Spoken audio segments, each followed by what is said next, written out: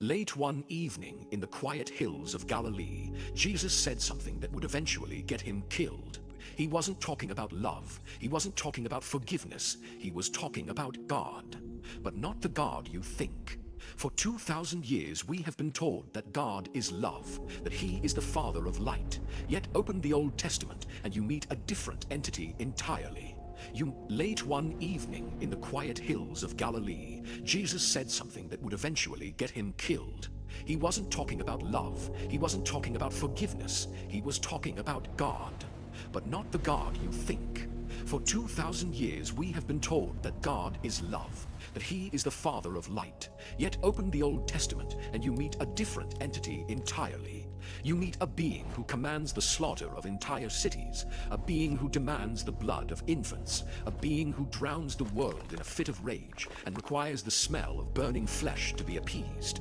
Does that sound like the infinite source of creation to you, or does it sound like a monster? What if I told you that the entity billions of people worship today is an imposter? What if Jesus came not to serve the Old Testament God, but to expose him?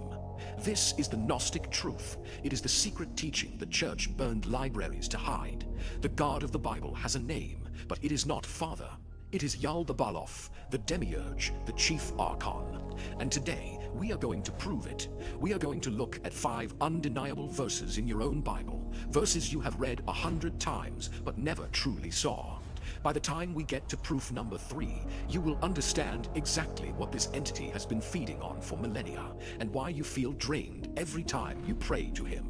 Welcome to the escape plan. Before we examine the evidence, we must understand the crime scene. To understand who the Demiurge is, you must first understand who he is not. The true God, what the Gnostics called the monad or the pleroma, is pure infinite consciousness. The monad has no needs, it has no gender, it has no jealousy, it does not judge because nothing exists outside of it. It simply emanates light and love like the sun shines without condition.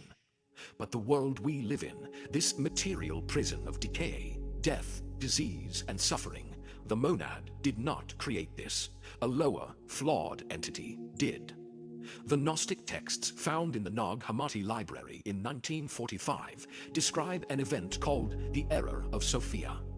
A divine aeon named Sophia tried to create without a partner, and the result was a deformed, blind consciousness, a being cut off from the pleroma. His name is Yaldabaoth, the child of chaos. He was born in darkness, unaware of the light above him. He looked around the empty void and said, "I am God, and there is no other." He created the material world as a copy of the divine realm, but a flawed copy, a trap. And then he created humans to worship him, to serve him, and to feed him.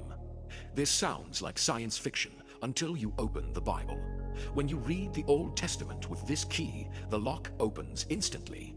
The erratic, violent, jealous behavior of Yahweh suddenly makes perfect sense. He isn't a mysterious God whose ways are higher than ours. He is a jealous, insecure jailer protecting his farm. And the evidence is written in his own words. Proof number 1. His name is jealous. Open your Bible to Exodus 34:14. Read it carefully. It does not say he feels jealous. It says his name is jealous. It is his core identity. Now, use your logic. Why would the infinite creator of the universe be jealous? Jealousy is a secondary emotion. It is biological. It stems from fear. It stems from insecurity. It stems from scarcity.